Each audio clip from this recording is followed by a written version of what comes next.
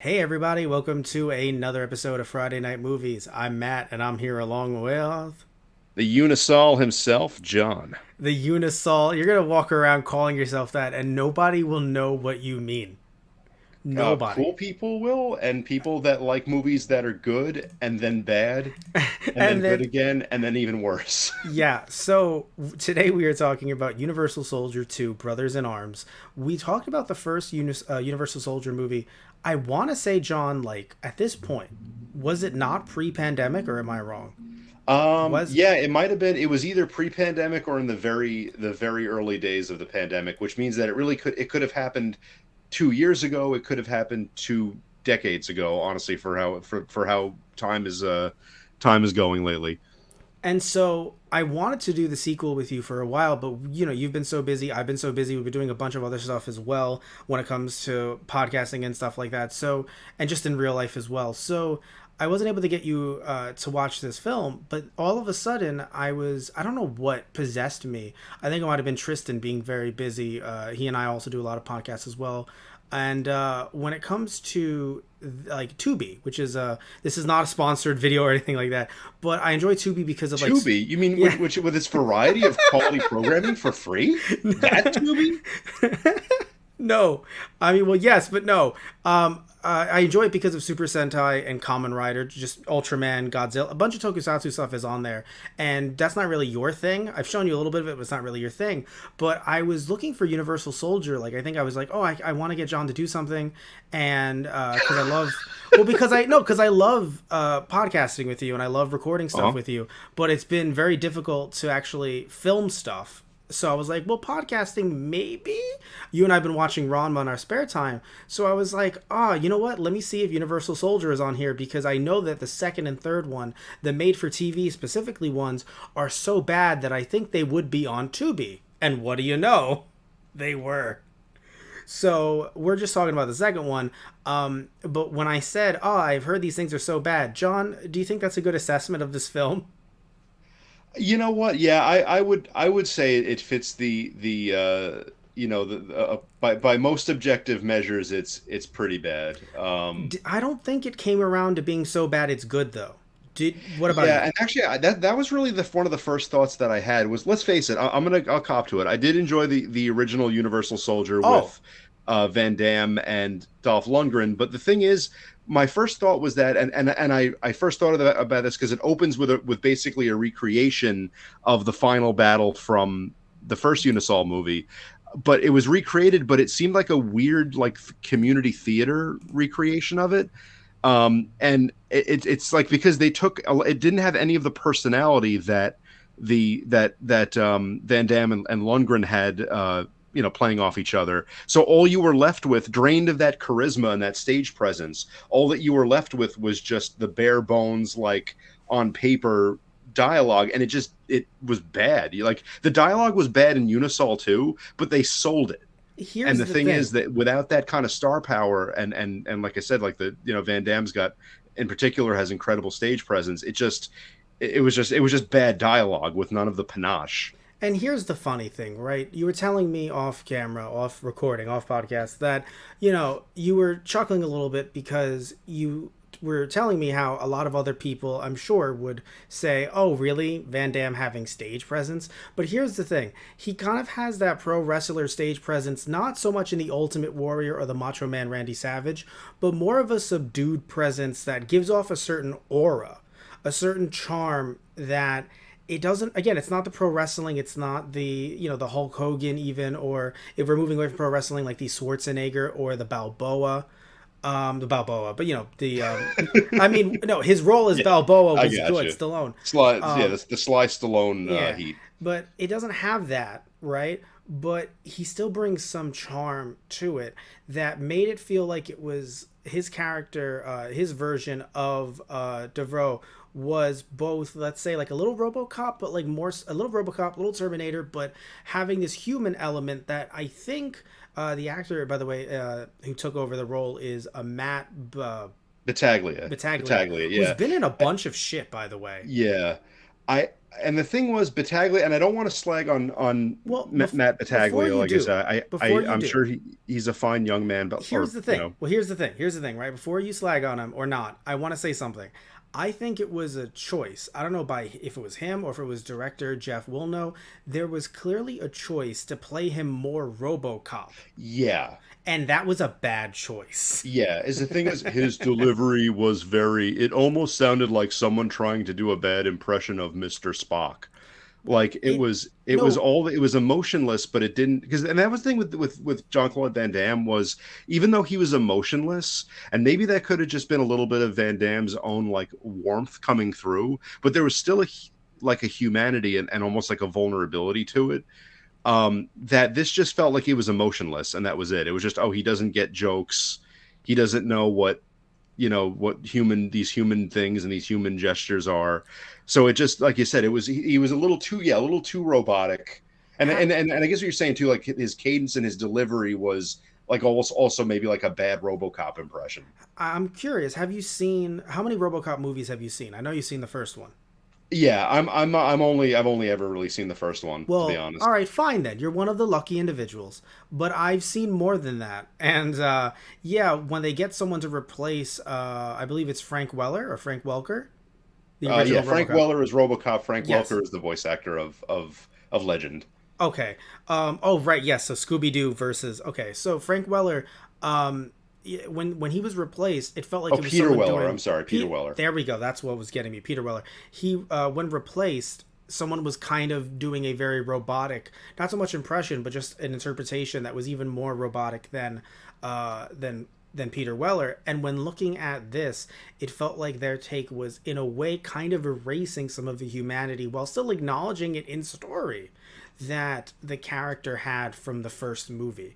And it was very, again, a very strange choice, especially when you have the character who of his brother, who you could argue maybe that was the point. Oh well, then the brother will be more bombastic, and that'll be good to play off of each other.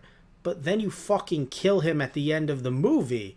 Essentially, like the dynamic is just like that would have been a really Yeah. good dynamic to continue.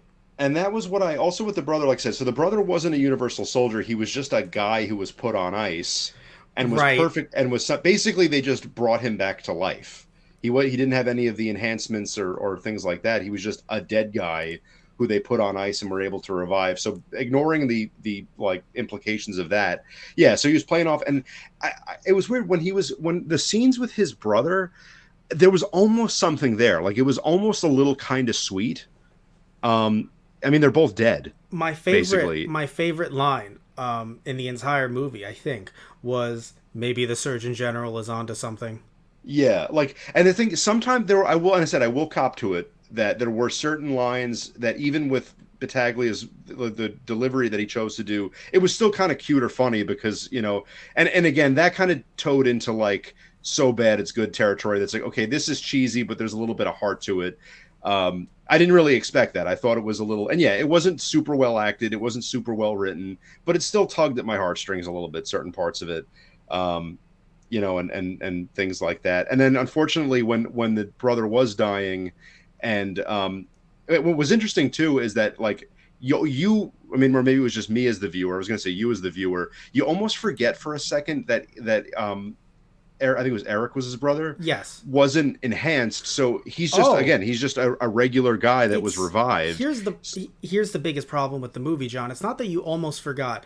I'm pretty sure, and this happened throughout the entire film, they would do things, make you go, why the fuck is someone doing this? And then explain it later. Now, I'm happy the explanations would come up, but in a scene like that where you're like, wait, no, but he should be able to be revived, or they waited too long, and it's like, oh no, no, it's neither one of those. I mean, he's dead, yes, but he's dead because, well, he just wasn't enhanced, and it's like, you didn't fucking tell Yeah. me that So earlier. the aerosol spray that brings you back to life wasn't going to work on him because he didn't have the implants and the enhancements and things like that. So it was almost, I don't know if this was on purpose, but it was almost kind of effective because we see him get gunned down, and we're so used to seeing the Unisols like shrug off basically fatal amounts of bullets and then get back up. And I don't know if they did that on purpose or if I'm just, unless my himbo brain makes it easier for me to be impressed by things. I But think I genuinely think that you're giving them a bit too much credit. Yeah, I don't know if that was on purpose, but No, you forgot because for for a second it was like, oh shoot, he can't come back to life,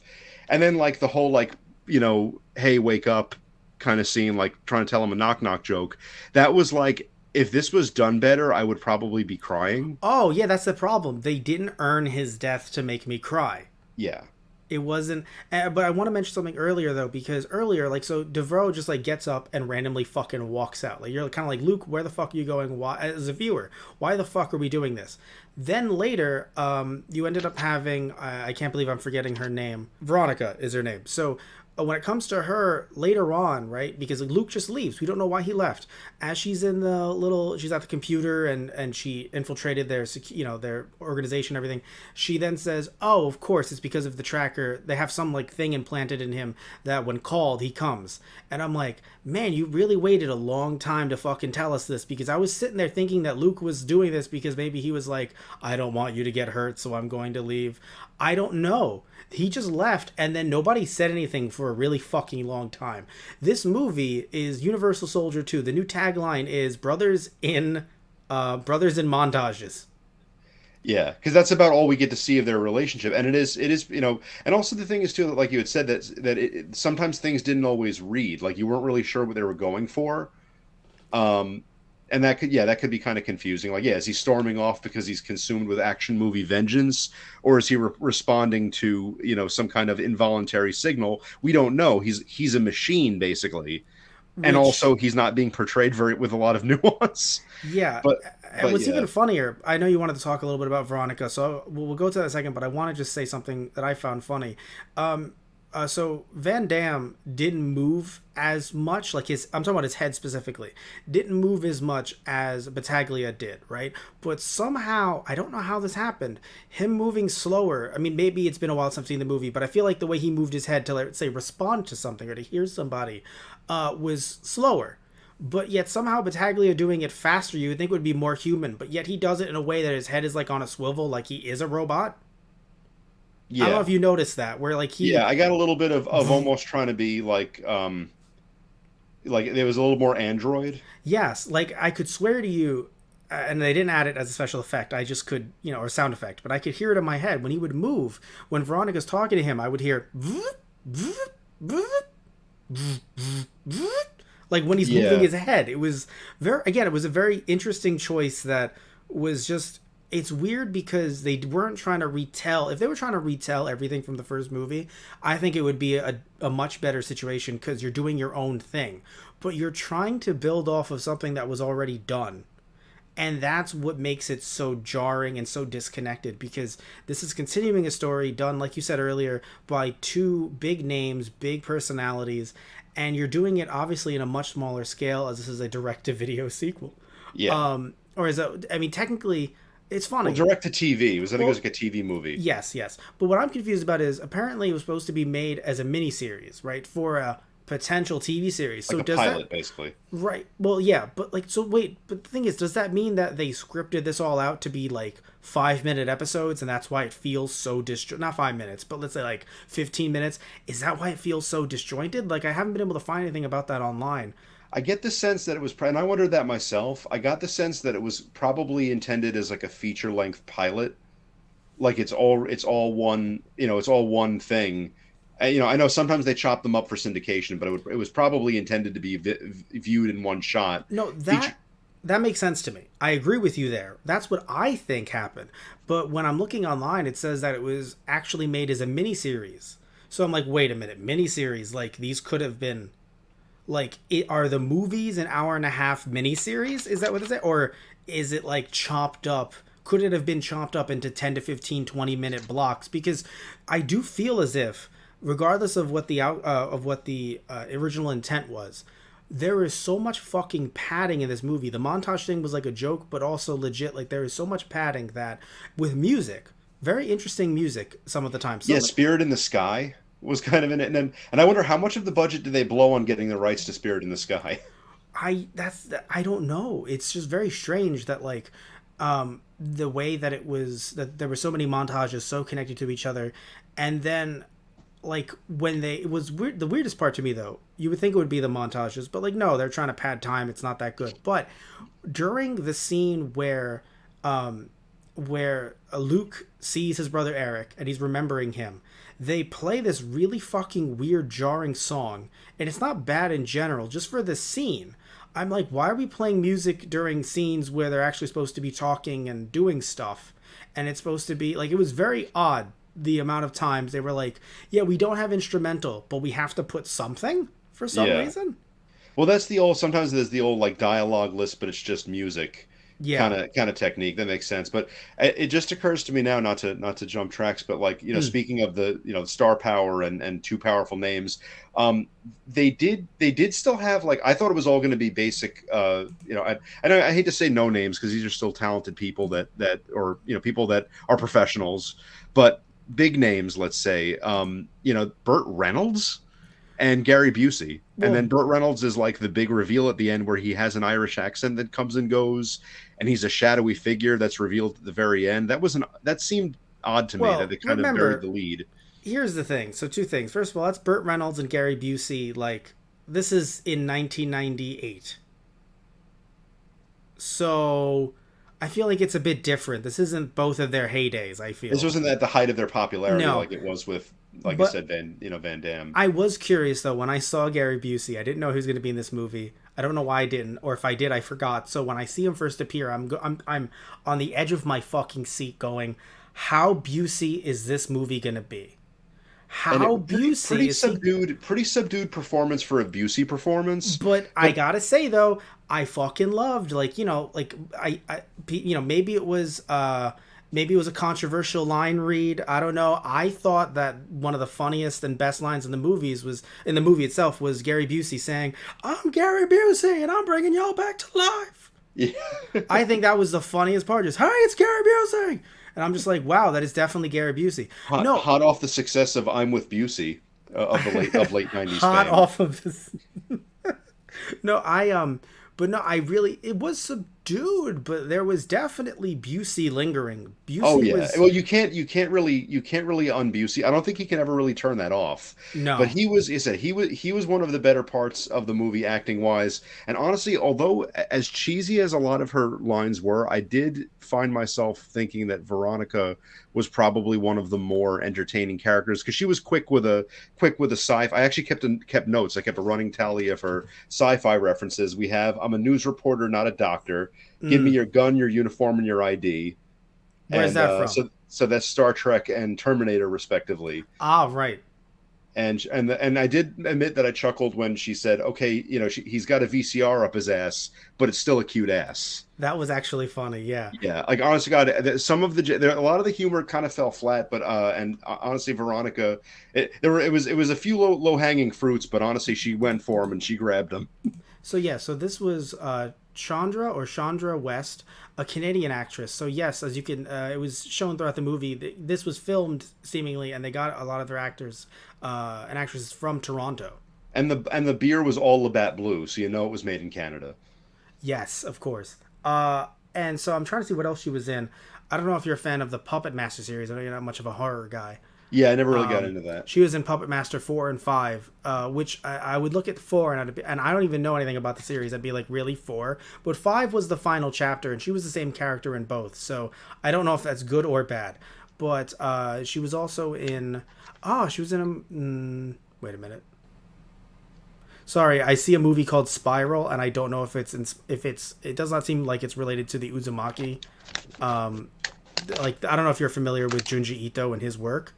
Only of his existence, really. I haven't checked it, and Prolific. I only know him as the weird counterpoint to Hayao Miyazaki, where Miyazaki is kind of a dour man that makes very uplifting, heartfelt films, and Yes, Junji Ito is a cinnamon roll who makes horror I movies, fucking love. Well, not horror movies, horror manga. horror manga. But I love his work so much. I've read too much of it, and he also drew. I think it was his wife who got a cat, and he drew a manga about the cat, but like the cat was drawn as if it was like a creature, but it was just the cat. So it was like a normal cat. I saw it was a panel of him, the cat biting a hand. But it was like the face was like evil, and it was just he's so fucking good at what he. Oh, by the way, she returns for the third film.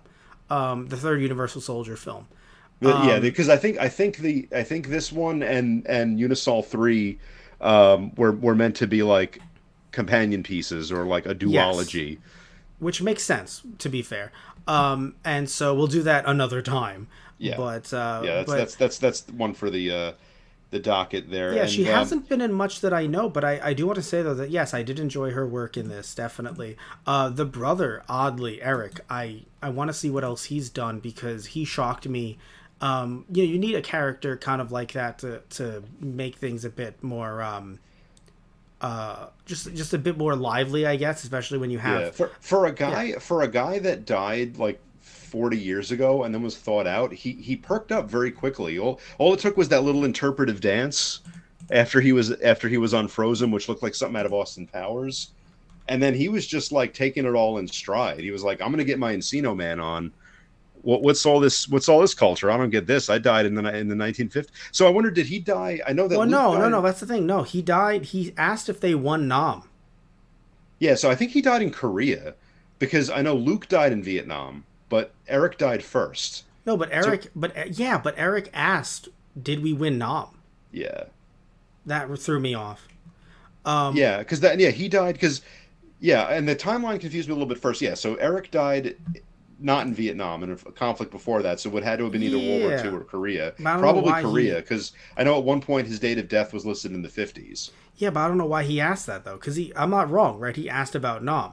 He did, yeah, because I think he died, and yeah, which then begs the question: how did he know about Nam if he died? Or unless, like I said, I could be totally confused, and he did die in Vietnam. But I thought that Right. No, I thought he would have died younger too, because I was under the impression that because Luke Luke was saw him in. off, or no, or he saw Luke Yes, off. and no. He saw no. Luke saw him off when Luke was young, and then he never saw him again. Yeah.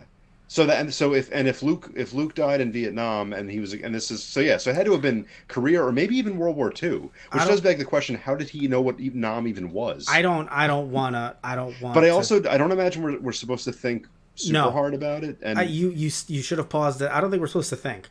I don't think we're supposed to think. Period. Yeah. Yeah, I really did enjoy the like when he said like when Luke said, "Oh, the Surgeon General warns this," and then Eric said, "No shit," because in my mind I'm like, "Oh God, did he come from a time where they just didn't warn them about beer?" Was it that Probably, long ago possibly. that they were like, "Beer, it'll help you stay young"? I don't like what you know, like Chesterfield cigarettes, they'll help you live forever, like shit like that, you know. Yeah. But yeah, looking at Eric's actor Jeff Wincott, he doesn't seem to have been in a bunch of stuff that I know personally. But that's the thing; it's one of those things where, be it the direction or just the actual script itself, being the way it was, I think I want to blame that more than the actual actors themselves, a little bit because I think that look, this is gonna maybe sound controversial. For like at least the first hour, I don't think it was quote unquote bad in terms of the outline, in terms of like the pitch. It was the execution that was really bad for the first hour. The half hour after that, they fucking lose me completely. Gary Busey's character being like, I want to do a drug deal, and then shoots all of them and goes, What, you Yeah. really thought I'd do the drug deal? Yeah, that didn't make a ton of sense to me. Also, the fact that the drug dealer or would like he's like, "Hey, can I have your gun for a second?" And the drug dealer was like, "Sure." Even though I went to the trouble of bringing armed henchmen, I'm gonna just hand you my gun.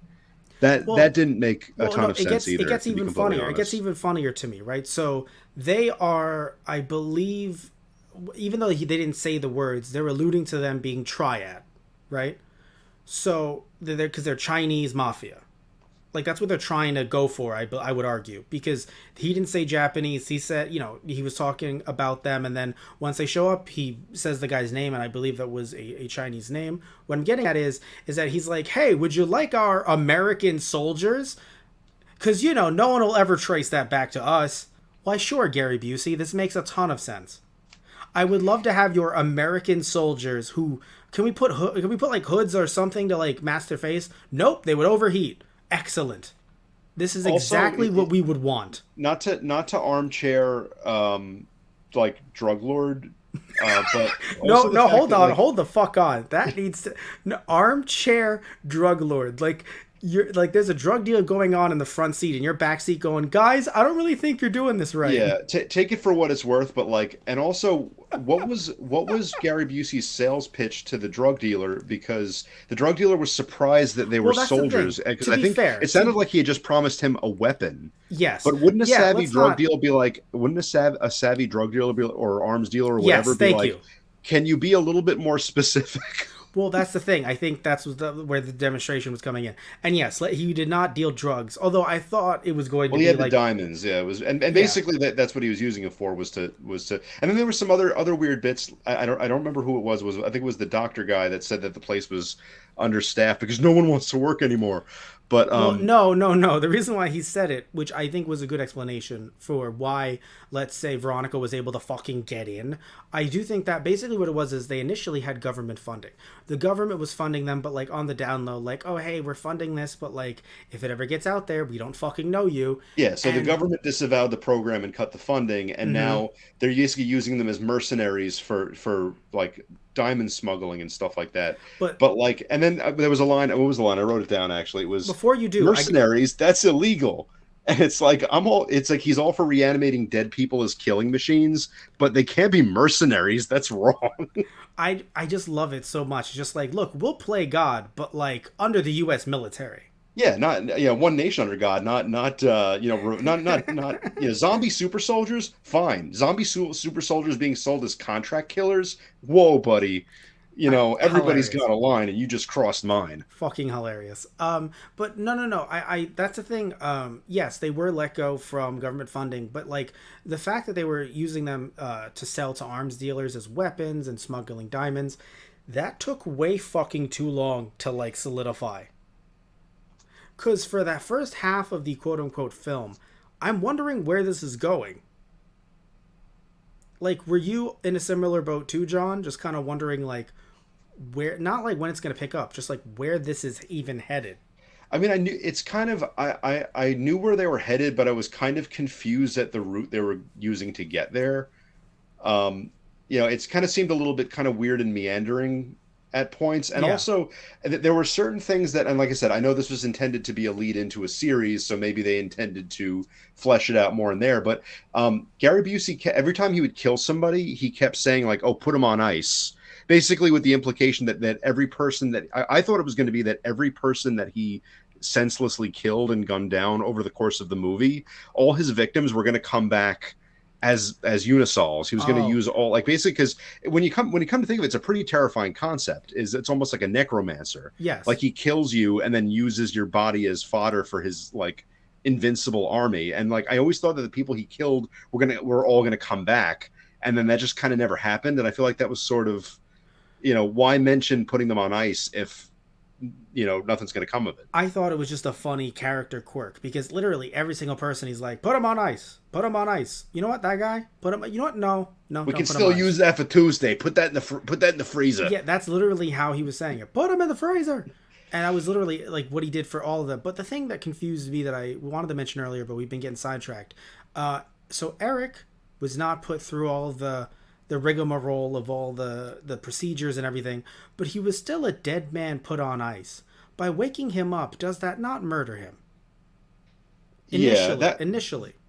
yeah, that was strange. And also, yeah, I said that basically they brought a man back to life. And I feel like that was taken too lightly. They're like, oh, he was a failure because his body didn't take to the Unisol procedure. So we're just going to settle for resurrecting a human being in perfect health, like Like a loser. like I know, right? Like as if the US government wouldn't be like, "Oh, we Yeah, got to yeah, definitely use yeah. this." Forget Unisol. You could get rich and retire several times over the fact that you brought a man back to life who had been dead for like decades. That was the one thing that, and that's kind of why I didn't know if like that's why when you said, "Oh, maybe it was purposefully," I was like, I don't know if they were doing that. I just think it's like a giant hole that they were hoping we would fill it with us being sad that Eric's dead. Yeah, But yeah, it's oh god, like just looking at this again, like the first hour, I feel like there really was potential there, only because like just the idea of oh yeah, they're going to be mercenaries, and she has to infiltrate the base, and then oh, Eric's alive. There isn't Eric, first of all. He is alive. What an interesting dynamic that could be there. But then the next half an hour was just like the most like Gary Busey, his character is a character that will kill anyone and not give a fuck. And yet he lets this musician literally straight up near their base of operations fix his van. Suspension of disbelief exists. I understand that, but Jesus fucking Christ. Yeah, I did think that he for such a murderous give no fucks loose cannon. I do think that he was very, very patient with that musician, but the way that my brain justified it was like, oh well, he doesn't want to bring unnecessary like heat down He was a on random him. guy and a random like Yeah. they could have burned the whole thing to the ground. They've done so much worse. Yeah, and I wasn't sure at the time like it would if it would blow his op if he killed a random civilian, but not really. I mean, the guy seemed like he was kind of just like on the road and uh kind of just living footloose and fancy Well, free. that's So the who thing. knows? But yeah, Why he was remarkable restraint both for a villain and for Gary Busey. if he if he didn't go into the bar, then I could agree with you, John. Maybe they had something going on where they didn't want to blow their cover. He literally walked into a crowded bar and was like, "Fuck it, let's do this." Yeah, and started tossing people around, Yeah, and yeah, so that was kind of weird, and it was one of those cases where like maybe just because then the movie would be over, but or I actually didn't think that that plucky musician was going to get away with it. I thought he was going to get yes, wasted, yeah. and then they're like, Sadly, oh no, we got a civilian killed. But in true, sign that guy up for your D&D party because he'd make a hell of a bard. yeah. I was. It was the funny. I do think it was a funny line, and it's an overused line. It's a stupid line, but I only think it was funny because of how he sold it. Where oh, where are you two, this happy couple, where you guys going to?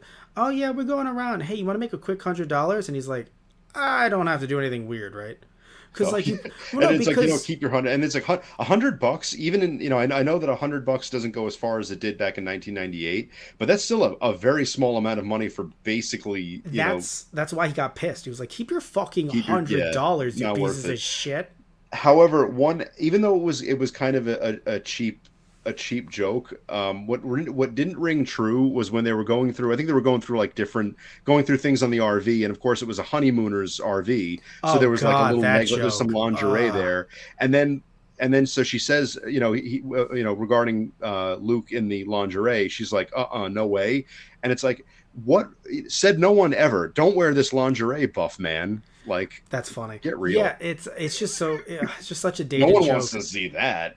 It's such a dated joke, and it's so funny only because of how like you look at the rest of the movie, and it's just like, oh yeah, that would like, oh god, like it was. I Don't feel wear lingerie, muscle man, said no one ever. yeah, no, like the way the world has changed with how people talk about Yeah. like dudes, like cis Yeah, dudes and I know wearing that in lingerie. 1998 we in Oh 1998 god, we were yeah. still laughing at Ace Ventura, so our Ugh, take on gender sensitivity was not really no. there yet. Even then, like I said, it makes you realize how long ago than even the late 90s really was. Yeah. Even though this movie did get like a weird kind of, I don't say remaster, but like it does look better than you would think a made for TV movie by Showtime for 1998 would look. The only clip that was extremely fucking dated as shit, because they probably used a dated clip at the time so it couldn't like be upscaled, was the White House Yeah, when that was they, probably stock footage. yeah, exactly.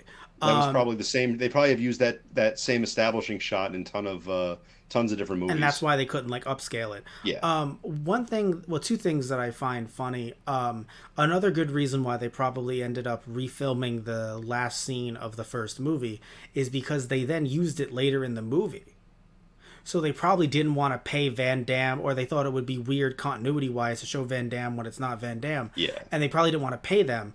And Yeah, because also, they would have had to pay pretty exorbitantly oh yeah, to just have him for a few seconds. And also, like you said, it would be weird if he just looked different from yes. scene to scene. Like So he just that's got. so that's probably why they did it, and they were like, you know what, like they filmed it, and they were like, oh, we want to have a flashback. They were like, what if we just filmed the whole thing, put it at the beginning of the movie, just as like a quick little refresher course for anyone. But it's interesting because as much as I didn't enjoy it in certain respects, like you didn't. I want to say though, it is pretty gutsy to do that. I don't think I've ever really seen outside of maybe like Evil Dead 2. I don't really see movies doing shit like that.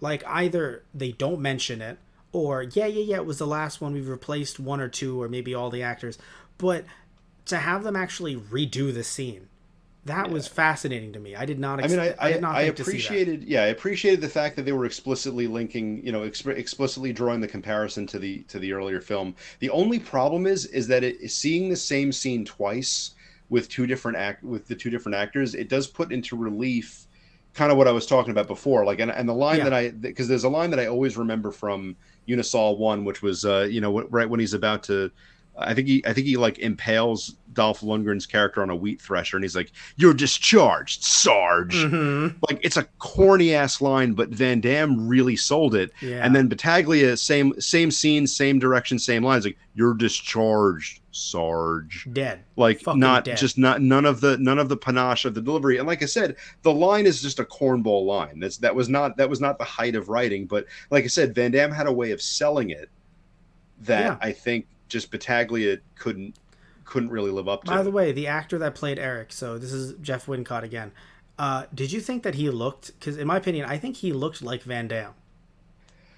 Um, Oddly, maybe a little bit. his lips and his hair. For some reason, I was like, that could be a ringer for like a brother of Van Damme. And then it's funny that Matt, oh, I keep on forgetting his name, Battaglia, did not look like Van Damme at Yeah, if all. anything, maybe they should have had Eric be the guy who played Eric be Luke, because he What looks it's at least a little bit more like Van But Damme. you know Maybe it what's was a runner funny? up. But you know what's funny? I feel like they didn't do that because I don't know how far this extends, but it did happen before this movie came out. I don't know if you remember the controversy and the lawsuit surrounding Back to the Future 2. No, not a fan. Oh, so you've seen both movies, right? Yeah. Okay, so the dad, Marty McFly's dad, Oh, Crispin Freeman. Yeah. yes, he wasn't in the second movie. They Hey, didn't he got do some weird stuff or something like that, or he got in some they kind of got it. trouble? No, he did not. They got an actor who he did an impression of him and they put makeup on him, but they didn't have the right to use his likeness. So he sued them because basically he was like, "You're essentially using my likeness without paying me to use it, without getting my permission, but you didn't hire me for the second movie." I think it was a pay dispute. You just got an off-brand version of me. No, you just got a guy who didn't even look like me. You put on makeup, like old person makeup to make him look older, but older and like Crispin. They gave him like a nose, a fake nose prosthetic. So the point is that I'm wondering if they were like, let's not go too close to Van Damme. We don't want there to be any weird like issues with Yeah, like oh Van Damme sues you for getting a guy for trying to recreate him and yes, recreate his likeness. well, because that's the thing. When I see any kind of recast, I think in any bigger movie, and this is technically not a bigger movie, but still, they never go that close. Yeah, like for example, who was it for War Machine when Yeah, what was it? Don, Terrence, yeah, Terrence yeah, Don Howard, Cheadle and Terrence Howard yeah, don't look Don, anything alike. no. Which don't get me wrong. At first, when I didn't know about any of the lawsuit stuff, I immediately raised a fucking eyebrow. I was like, "Really? Like, who's that? No. Like you're just getting. They don't even look alike. It just didn't feel right to me. It didn't stick well. But now that I know about the lawsuits, I'm wondering if like that's like a part of it because I can't think of any actor being replaced where they look exactly alike. And I'm wondering if Yeah, that lawsuit has something to do with it because they're worried about technically it's their likeness. It's not. Yeah. So it's possible, and it might just be a means of covering your own ass. And I of feel course. like a lot of times they try to get somebody. Sometimes they'll try to get somebody who looks like the actor. Sometimes I feel like they'll focus more on the energy of the character and the delivery of the Yes. character. Like I like to think of Carl Urban's performance of Dr. McCoy. It's not that in the J.J. Abrams Star Trek movies. It's Right. not that Carl Urban particularly looks like DeForest Kelly, but his delivery and his energy were like bang on. And I Yeah. got the same thing with Ethan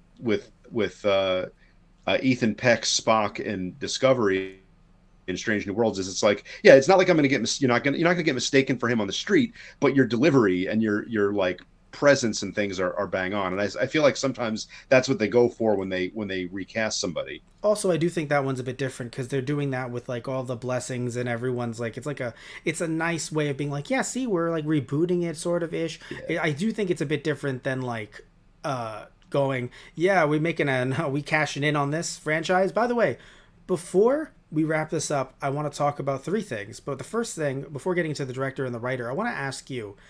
I felt that this movie, the biggest issue with it, is that it did not capture the spirit of the film. Do you agree or disagree with me on that?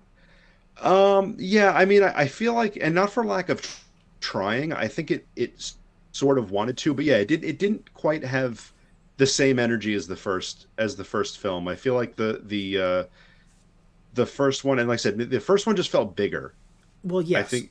but also, so the energy, right? If you're talking about like how, like this one was very slow, like you used the word meandering, perfect way to describe it. But when I talked about I'm talking about the themes, which one of the themes that I find from the first movie is war is bad, war is hell, very much like Rambo: The First Blood.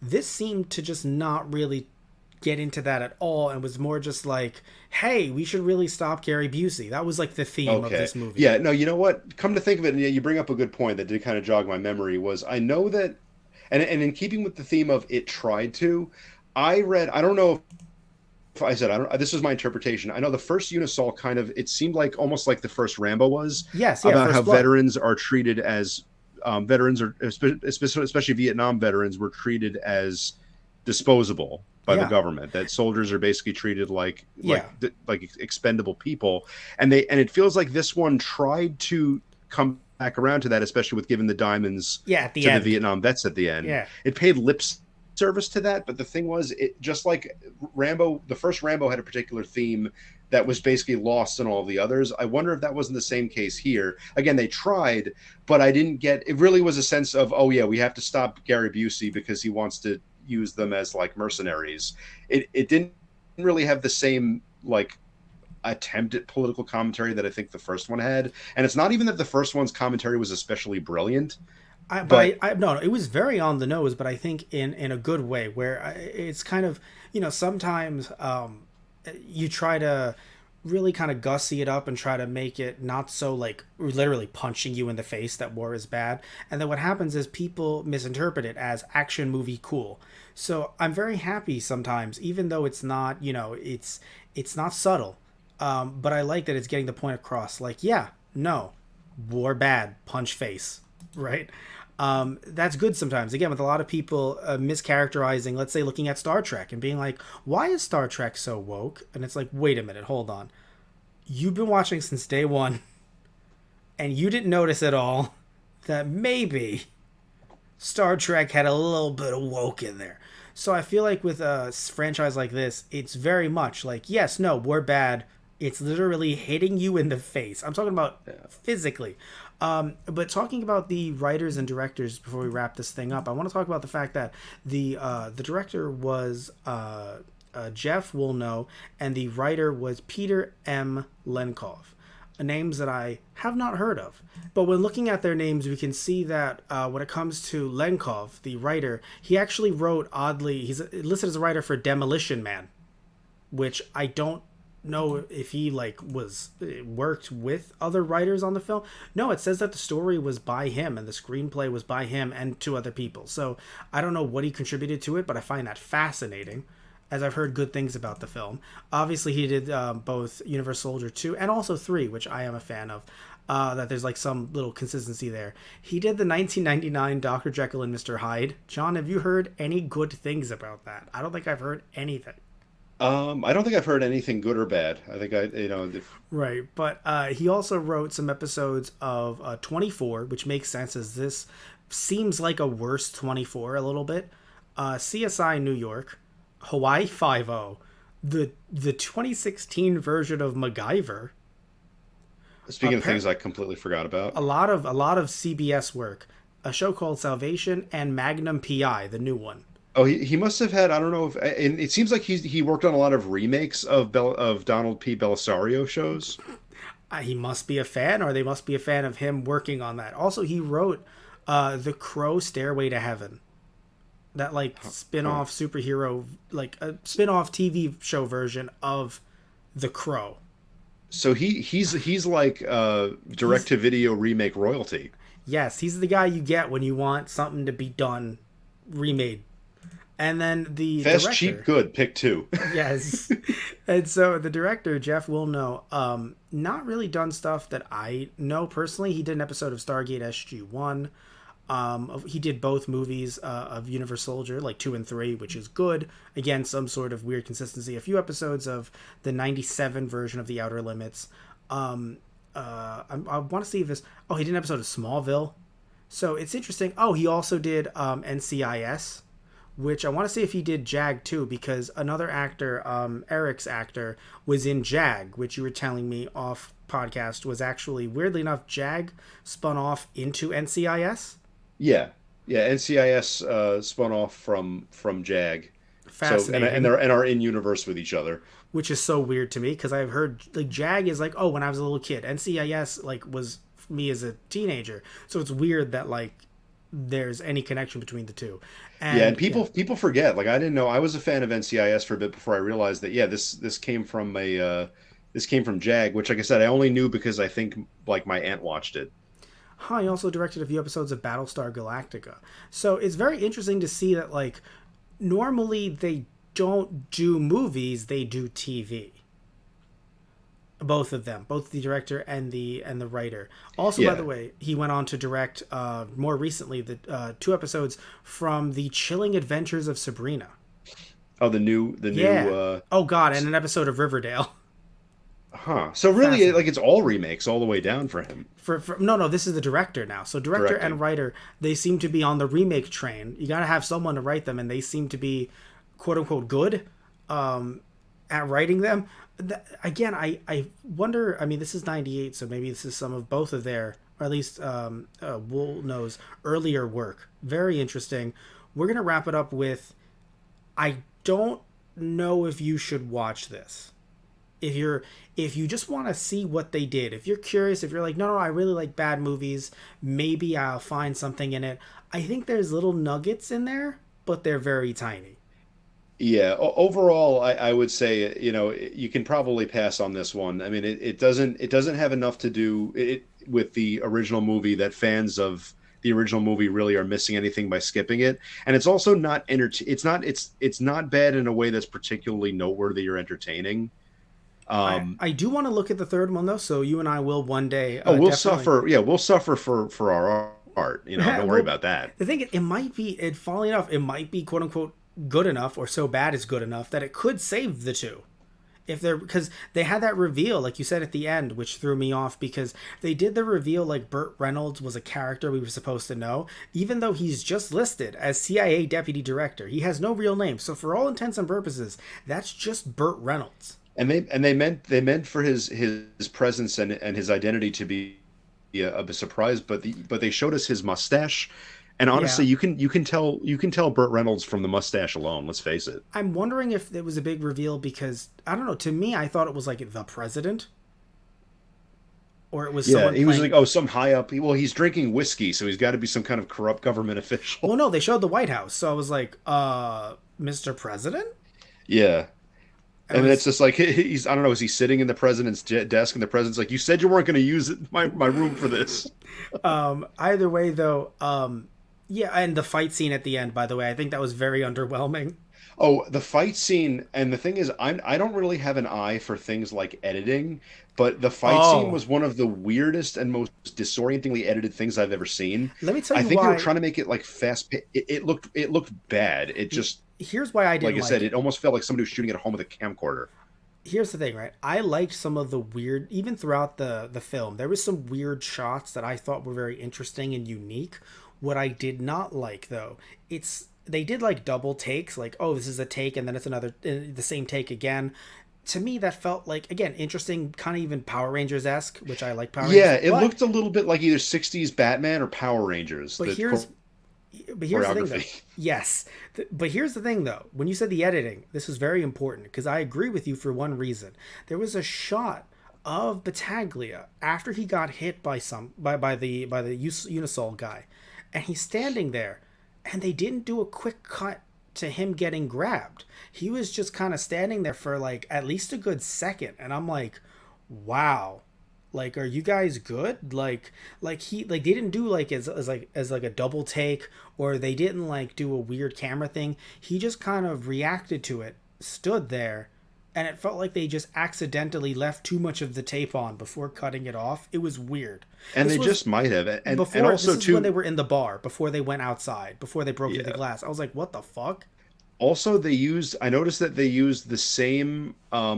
The Foley artist must have been like having an off day because all they used the same like impact, like punch impact sound effect for every hit, and it sounded like Street Fighter. Yeah, man, they didn't have the budget for shit like that, man. They Yeah, spent so much yeah. money on Gary Busey and on Burt Reynolds, as You those were know, the and two then we biggest didn't have we names. didn't have it in the budget for punches. Like the punches, you got to just use the stock punch. That's Yes. it. So either way, though, yes, as of this time, I do not recommend this. But we'll see what happens next time you and I get together and talk about Universal Soldier 3, which is called Unfinished Business. John, Brothers in Arms at least has a certain gravitas to it. I feel. I don't know if you disagree. I feel like Brothers in Arms has a gravitas. Unfinished Business sounds like the most direct to DVD shit. Yeah, it sounds like it what it really sounds like to me is that you didn't like you still have to go to the bathroom a little bit.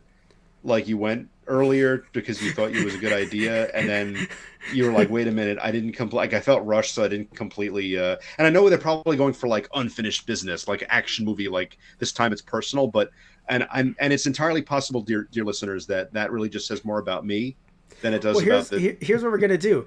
The next podcast, right? When we talk about this movie, we're going to have this clip air before it of you saying that's what unfinished business sounds like. Mhm. But it's not going to be this clip. We're going to redub it with different people. We're going to have different people redub this clip of you and I talking about. Unfinished business sounds like you have to go to the bathroom still. That's haha joke of funny. Oh, okay. So we're going to end this right here.